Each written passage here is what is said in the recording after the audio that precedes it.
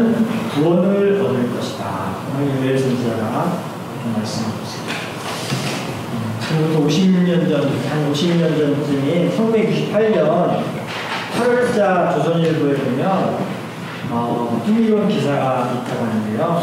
그 당시에 서울시의 동이 총 465개 동, 무슨 초동, 무교동이라고 465개 동이 있었는데 그 중에 그 서울의 변두리에 있는 동, 그래서 그 동에 공중전화가 한 대도 없어가지고 공중전화가 한 대도 없어서 그래서 불이 나서 소방서에 전화하고 무슨 문제가 생기면 경찰서에 전화를 해야 되는데 파출소에 전화해야 되는데 그걸 공중전화가 한 대도 없는 그런 깡촌, 서울이지만 깡촌 같은 그런 동을 벙어리동이라고 하는데 그런 동이 48개 동이 있다고 문제가 있다고 조선일보가 그런 기사를 썼는데요. 그리고 나서 그 다음에 그 48개의 깡촌, 서울의 깡촌 덩어리동 이름이 쭉 나오는데 어떤 동인가 하면 압구정동, 남포동, 서초동, 장원동, 신사동, 논현동, 역산동, 개포동, 삼성동 쭈르륵 주로 강남에 있는 동들이 쭈르륵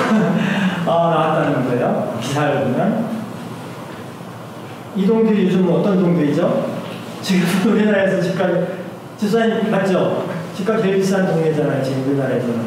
그 동네들이 지금은 우리나라에서 집값이 제일 비싸다고 땅값이 비싸다고 하는 동네로 이렇게 바뀌었잖아요.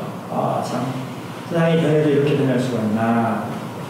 그러니까 이런 뉴스를 들으면 사람들이 이런 생각을 해요. 어떤 사람은 야 타임머신 있으면 좋겠다. 타임머신. 그럼 타임머신을 탁 타고 쫙 날아가서 그 당시에 거들떠보지도 않고 평당 100원도 안 되는 그 땅을 잔뜩 가가지고 사가지고 내 이름으로 이렇게 등기를 해놓고 오면 지금 다시 돌아오면 내가 내 자식들하고 그냥 5만 대 떵떵거리면서 행복하게 살 수 있겠다 이런 생각을 하는 분들이 있다는 거죠. 여러분도 그런 생각 하시나요? 근데 그럴 수가 없죠. SK그룹이 강정희 집사님이 예전에 다니셨던 SK그룹이 SK 하이닉스를 이렇게 인수를 했는데 인수할 때는 다들 걱정을 했죠. 저러다 SK 망한다. 그런데 어쨌든 신기하게도 그 회사가 딱 그걸 인수하고 나서부터 얼마 지나서부터 반도체업이 사상 최대의 오팡이 이렇게 올라가가지고요. 호황이 돼가지고 삼성도 그렇지만 SK 하이닉스도 어마어마한 돈을 분기마다 이렇게 수익을 올려서 캐시카고가 돼가지고 덕분에 SK그룹이 재벌 순위가 쭉쭉쭉 올라가고 지금 2등, 3등까지 올라가고 그런데 안타깝게도 이 반대로 금호아시아나라는 회사는 그보다 조금 전에 이 회사가 우리나라 건설회사 1, 2등을 하던 대우건설을 다 인수를 하고 이제 그룹을 좀 이렇게 크게 키워보겠다고 박상구 회장님이 이렇게 마음을 먹고 이렇게 했는데 이분들이 딱 대우건설 인수하고 1년인가 지나서 서프라임 모기지가 있잖아. 미국의 금융위기 2008년 금융위기가 탁 터져서 그냥 난리가 나가지고 저 대우건설이 오히려 금호아시아나를 막 흔들흔들하게 하는 거예요. 그래서 지금까지 이렇게 비틀비틀하다가 결국은 올해 아시아나가 이렇게 팔리는 일까지 벌어졌죠. 참. 아마 타임머신이 있다면 박상구 회장님이 타고 가가지고 계약서 찢어버려. 부하들한테, 임원들한테 계약서 찢어. 이렇게 하셨을 것 같아요. 그런데 그럴 수가 없죠.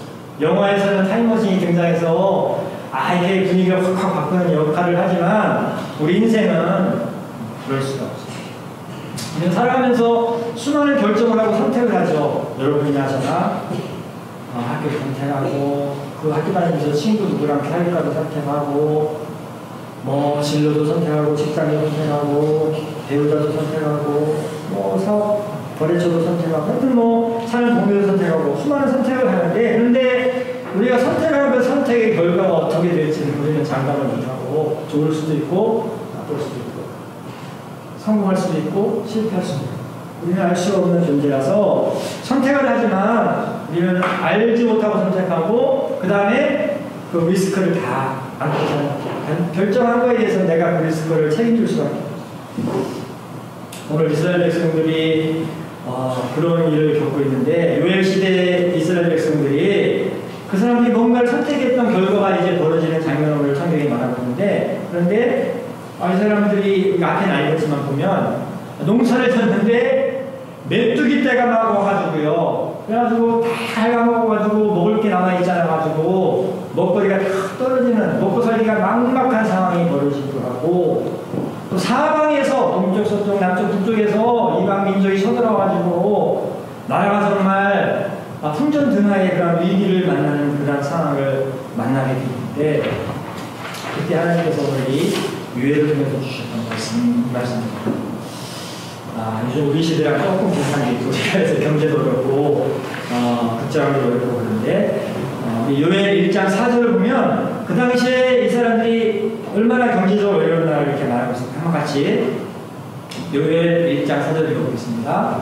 팥중이가 남긴 것을 메뚜기가 먹고, 메뚜기가 남긴 것을 느치가 먹고, 느치가 남긴 것을 황충이 먹었다. 그러니까 여기 뭐 팥중이, 뭐 메뚜기, 느치 이렇게 나오는데 다 메뚜기가 비슷한 과에 속한 거예요. 그래서 뭐 비슷비슷한데 우리는 뭐 구별이 안 되는 그런 곤충들인데, 어쨌든 얘들이 얘가 먹어가지고 이걸 반복해서 표현하는 거는 남아있는 게 없다는 뜻이거든요. 먹을 게 없다는 거예요. 농사를 졌는데 먹을 게 다 없어져가지고 이제는 먹고 살 길이 막막한 상황이 되는, 폐허가 되는 그런 일이 벌어졌다. 그래서 오늘 말씀 요엘 1장 10절을 보면 밭이 황무하고 토지가 마르니 곡식이 떨어지며 새 포도주가 말랐고 기름이 시계를 다 해야 돈이 다 떨어지고 먹을 게 다 떨어지고 먹고 살 길이 막막해졌다. 이런 절망적인 상황에 떨어졌는데, 근데 문제는 이것만이 아니고 아까 말씀드린 것처럼 또 외적이 쳐들어가지고 나라가 풍전등화의 위기를 만났다는 거죠. 요엘 2장 2절을 한번 같이 읽어보겠습니다. 곧 어둡고 캄캄한 날이요 짙은 구름이 덮인 날이라 새벽빛이 사실 흑대기에 덮인 것과 같으니 이는 많고 강한 백성이 이르렀습니다. 이와 같이 옛날에도 없었고 이후에도 대대에 없습니다. 사방에서 이 나라 저 나라가 쳐들어와서 강한 백성이 이르렀는데, 이와 같은 일은 옛날에도 없었고 이후에도 없었고, 쳐들어와도 이집트가 한번 쳐들어오든지 바벨론이 쳐들어오든지 아수르가 쳐들어오든지 이렇게 되는데, 이게 동쪽에서도 오고 서쪽에서도 오고 남쪽 북쪽에 들어가지고 정말 진퇴양면 3일초가로 우겨싸움을 당해서 막막한 상황을 납니다. 어떤 삶의 현재는 과거의 선택의 결과라는 말이 있잖아요. 그래서 오늘 이스라엘 백성들이 이런 상황을 만난 것은 분명히 앞에 선택들이 있어서 이렇게 된 건데, 그 안에 선택들은 우상숭배를 하고 하여튼 여러 가지 선택들을 해서 이렇게 상황을 만난 것인데, 어쨌든 이런 상황을 만나가지고 이스라엘이 지금 막막한 상황을 만났다는 것을 오늘 성경이 말하고 있습니다. 우리가 인생을 살아가다 보면 우리가 수많은 선택을 하는데, 그 수많은 선택들의 결과가 이렇게 어려운 형편으로 결과가 맺어질 때가 참 많죠. 오늘 이스라엘 백성이 그랬던 거죠. 그래서 그런 상황을 우리가 만나면서 인생을 살아갈 때가 많습니다. 몇 년 전에 제가 애들이 스케이트 탄다고 스케이트장을 이렇게 데리고 가서 애들이 아리나 노아랑 스케이트 타라고 들여서 보내놓고 제가 이렇게 밖에 서서 있는데, 어떤 젊은 부부가 저한테 이렇게 키워보더니 혹시 전영철 목사님 아니세요? 그래서 맞다고 하니까 안녕하세요, 목사님이 주례한 누구예요? 이렇게 말을 하면서 자기들이 얘기 난 내가 벌써 커서 이렇게 6~8살 돼서 스케이트하고 왔다고. 제가 옛날에는 주말마다 주례를 했으니까 주례를 워낙 많이 했으니까 사실 좀 이렇게 부끄럽지만 다 기억을 못해요. 신랑 신부가 누군지 지금 만나면. 그러니까 그래도 가만히 서 있는데 그분들이 와서 먼저 안내를 하니까 제가 이제 내가 주례한 사람이구나. 그래서 저분이 저렇게 저 가정이 저렇게 잘 내라고 잘 살고 있구나, 감사하다 이런 생각을 했는데, 근데 이제 생각을 해보는 거죠. 제가 주례를 많이 했는데 요즘 이혼율이 한 20% 이쪽 저쪽인데, 그러면 확률적으로 보면 분명히 내가 주례한 사람들 중에도 확률상으로는 이혼한 가정이 생길 가능성이 있다. 아직 내 기회까지는 권사님들이 시집장가 보낸 권사님들이나 그 부모들이 목사님들이 이혼했어요, 뭐 이렇게 아들이 이혼했어요 이런 말을 한 번도 전해주시지 않아서, 저는 내 기회는 아직 그 소식이 하나도 들린 건 없지만 그래도 가능성이 있을 수 있겠다 이런 생각을 하면서 그래서 어쩔 때는 생각나면 하나님 제가 주의한 사람들 좀 잘 살게 해주세요 이런 기도도 어쩌다 한 번씩 할 때도 있는데 어쨌든 그 가정은 그렇게 잘 살지만 그러지 못하는 경우가 분명히 있다는 거죠. 사실상은 요즘 언론에 자주 등장하는 낸시 레인이라는 그 저는 잘 모르는 그런 팝 아티스트 뭐 이런 걸 하는 분이 뉴스에 나오는데 이 남편이 뭐 조폭 출신에다가 뭐 사기에다가 뭐 신문 이렇게 나오는 걸 보니까 뭐 하여튼 뭐 화려하게 범죄의 화려함 그래가지고 이렇게 지명수배에 됐다가 잡혀가지고 체포되고 구속됐다고 뉴스에 계속 나오는 거예요. 그래서 제가 이 낸시 레인 잘 모르지만 저 예전에 기독교 방송에 이렇게 보면 이분이 기독교인이더라고요. 그래서 우선 기독교 방송에서 무슨 프로그램도 이렇게 몇 개 진행도 하고 목사님들하고 같이 이렇게 메인으로 그래서 아니 저 사람이 기독교인이고 집안이 기독교 집안인 것 같은데 어쩌다 저런 남자를 이렇게 선택해서 저렇게 어려운 시간을 만나냐 이런 생각을 제가 해봤는데 여자분들이 뭐 이런 분들이 한둘이 아니잖아요. 예전에 여대생들이 담고 싶은 일등 그 아나운서 있죠? 누구죠? 주아? 무슨 주아? 아나운서죠? 네. 그분도 보면 그랬지 똑같은. 그러니까 여자가 남자를 잘못 선택해서 그렇게 어려운. 근데 남자도 마찬가지죠. 성경을 보면 남자들이 그냥 여자 부인 잘못 만나서 어려운 경우에 계속 성경에 나와요. 아하방도 사실은 그 고고학 발굴을 보면요. 아하방 시대가 번성했던 시대고 각 지역에 그냥 성이나 이런 것도 건축물도 많이 나오고 그래서 아하방이라는 사람 자체는 괜찮은 왕 중에 그런데 이 사람이 부인을 잘못 만나서 이세벨을 만나서 그 인생이 비참해서 나중에 전쟁터에서 이렇게 스스로 목숨을 끊는 비참한 인생이잖아요. 다윗도 훌륭한데 얼마나 훌륭해. 그런데 이 사람도 흠집이 바세바라는 여자 만나가지고 이렇게 흠집이 생기고 솔로몬도 훌륭한 아들 나오고 하나님한테 이렇게 지혜달라고 하면서부터 좋은 출발을 했던 왕이었는데 잘하다가 말년에 이방 여자들을 부인으로 맞아가지고 이렇게 안 좋은 마감을 하는 걸 볼 수 있어요. 인생을 살아가면서 선택하고 결정하고 그래서 선택에 대해서 우리가 여러 가지 많은 것들을 감내를 해야 되는데 그런데 좋은 선택을 하면 좋지만 좋지 못한 선택을 하는 경우가 있다는 거죠. 이런 사람들 참 일부러 그렇게 했겠어요.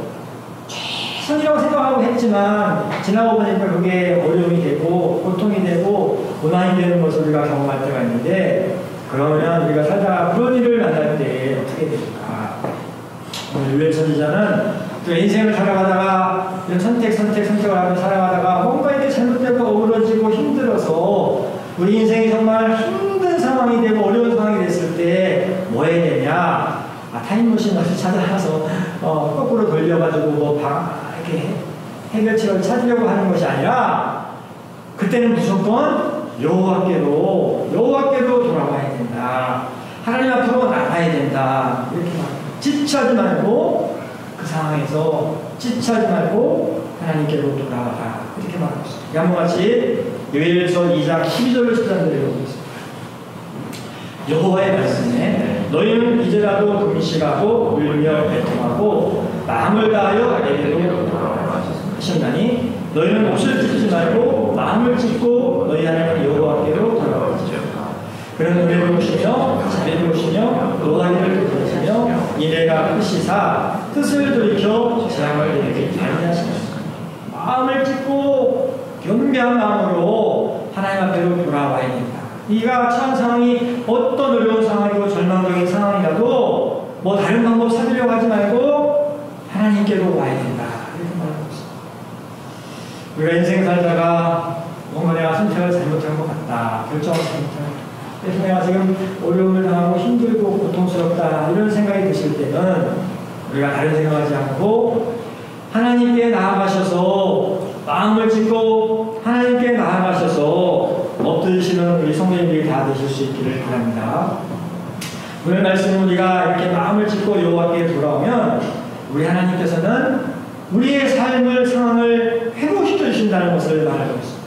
오늘 말씀은 요엘서 2장 26절에서 이렇게 말합니다. 양같이 26절을 보겠습니다. 너희는 먹되 풍족히 먹고 너희에게 놀라운 일을 행하신 너희 하나님 여호와의 이름을 찬송할 것이다. 내 백성이 영원히 수치를 당하지 않는다. 눈에 보이는 환경은 메뚜기니 무슨 합종이니 느슨이 와가지고 다 갉아먹어서 먹을 게 하나도 안 남아있는 상황인데 하나님은 뭐라고 말씀하시냐면 너희는 풍족히 먹고 너희에게 놀라운 일을 행하신 여호와가 너희를 수치를 당하지 않도록 해주신다. 이게 말이 안 되는 소리인데 하나님은 그렇게 말씀합니다. 이 인생이 우리 삶이 우리가 눈에 보이는 대로 돌아가는 게 아니라는 거. 그래서 사마리아 성이 후이당해가지고 어린아이를 살려먹는 비참한 지경에 있을 때 엘리야가 내일 이맘때쯤이면 밀값이 보리값이 이렇게 헐값이 된다고 할 때 다들 미쳤다고 하고 말도 안 된다고 하고 조롱을 했지만 그렇게 된 것처럼 하나님의 은혜를 구하는 인생들에게 만져주실 때 그런 은혜가 만들어서 오늘 요엘 선지자가 다시 한번 말씀드렸습니다. 성도님들이 이 말씀을 들으시면서 우리 인생에 어렵고 힘든 시간을 만났을 때 낙심하고 절망하지 않으시고 하나님께 나아가서 하나님 약속하신 구원들을 경험하시는 축복을 받으실 수 있기를 바랍니다. 그 다음에 주신 말씀이 오늘 말씀인데요. 이 말씀은 조금 이렇게 더 다른 하나님이 플러스 알파를 주신다는 그런 은혜를 주시면서 덤으로 내가 내 영을 너희에게 주겠다 이 말을 하시는데 이게 큰 은혜거든요. 왜냐하면 구약시대만 해도 하나님의 영을 주신다는 것은 선지자나 왕이나 제사장이나 이런 사람들에게만 해당되는 은혜라고 생각했는데 그런데 너희 모두에게 내 영을 부어주겠다 이렇게 말씀하셨습니다. 오늘 말씀이 요엘 2장 28절 32절인데요. 근데 이 히브리어 성경은 요엘 3장 1절로 5절이에요. 그래서 히브리어 성경 원어는 요엘서가 4장으로 되어 있어요. 1장, 2장, 3장, 4장. 우리 한글 성경은 3장까지만 되어 있잖아요.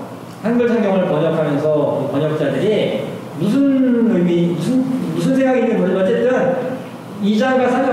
그래서 원래 원문 성경에 히브리어 원어에 3장 1절, 5절이었던 말씀을 딱 떼다가 2장 뒤에다 딱 붙여놓고 28절로 32절 이렇게 딱 바꿔놓고 4장은 딱 3장을 바꿔놔가지고 우리 성경은 요엘이 3장으로 되어 있지만 원래 히브리어 원문은 4장으로 되어 있거든요. 어쨌든 그럼 왜 히브리어 성경이 이 말씀을 따로 한 장으로 탁 이렇게 분리했을까? 이 장과 조를 분리하는 것이 대충 했다고도 생각할 수 있지만 그렇지 않고요. 의미가 있기 때문에 이렇게 분리하는데 그런데 그만큼 의미가 있는 중요한 말씀이거든요.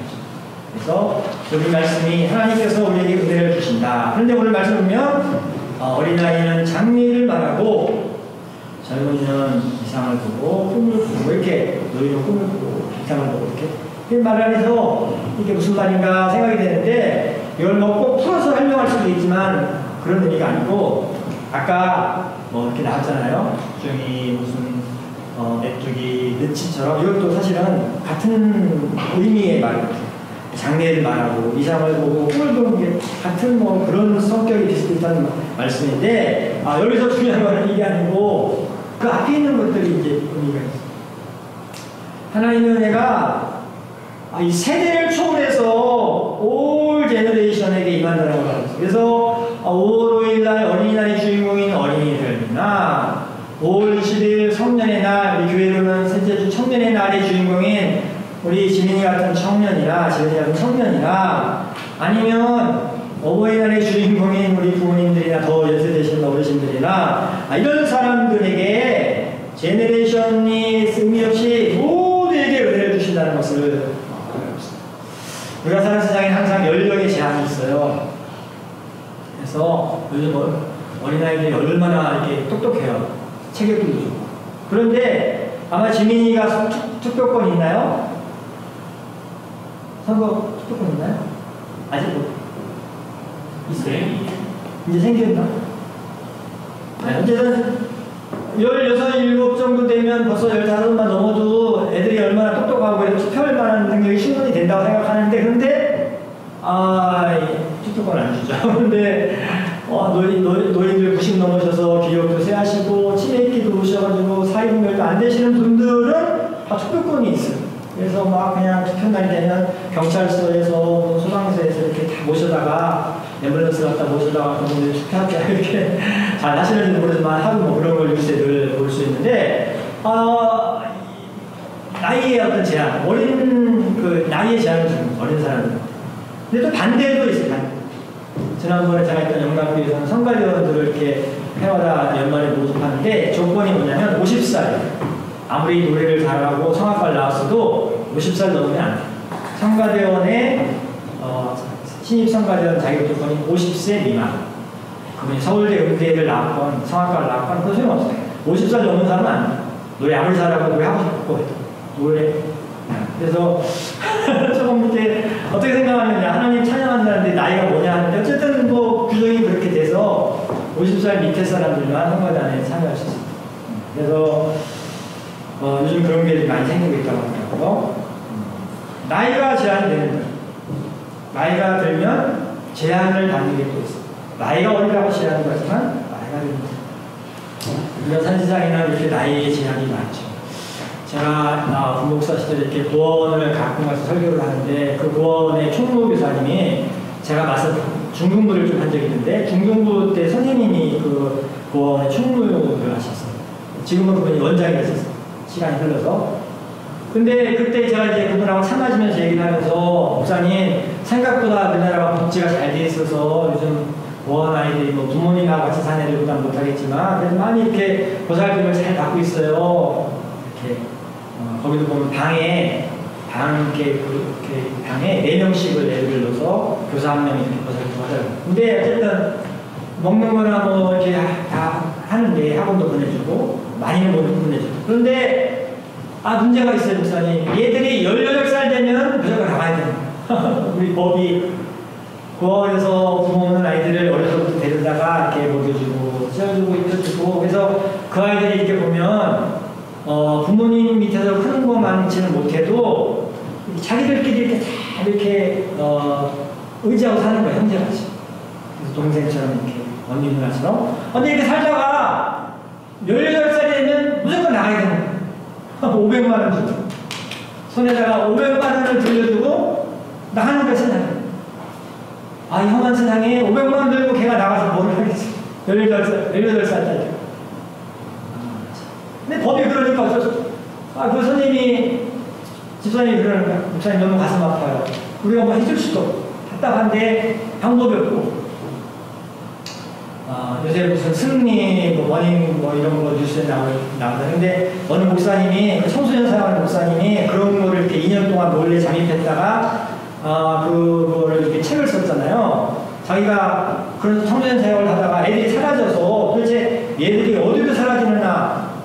이상해가지고 그걸 좀 이렇게 찾아가다 보니까, 그거 여자애들, 남자애들이 다 거기 가서 웨이터도 하고 뭐 그런다. 그래서 내가, 그 목사님이 그래서 그걸 좀 알아봐야 되겠다 해서, 그 몰래 이렇게 이렇게 운전사 이렇게 술병 나르는 그런 걸 이렇게 해서 그 업소를 다 이렇게 2년 동안 그 세계를 이렇게 경험하고 수도를 썼는데요. 글로 가는 거야, 애들이. 18살짜리가 500만 원 들고 세상에 나와서 방을 얻겠어요. 뭐라 했어?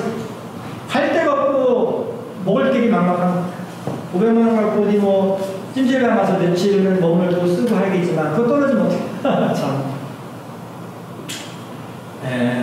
18살.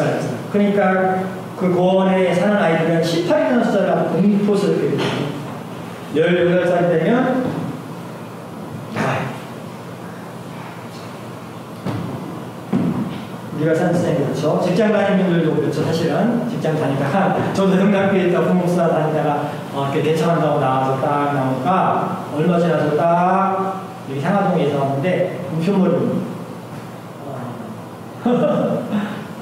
당신이 직장의료보험 자격 상실됐으니까 지역의료보험을 가입하라고. 맞죠? 그러니까 직장 다니는 분들은 직장 다니다가 딱 퇴직하고 나가면 당장에부터 이제 직장이 주는 이렇게 보호망이 사라지는 거예요. 딱 어떻게 하는지 의료보험 가니까 당신이 이제 영락교회라는 직장의료보험 자격 상실됐으니까 여기 용인시 상하동에 지역의료보험 가입하고 내라고 이렇게 딱 그것만이 아니죠. 사실은 얼마나 많겠어요.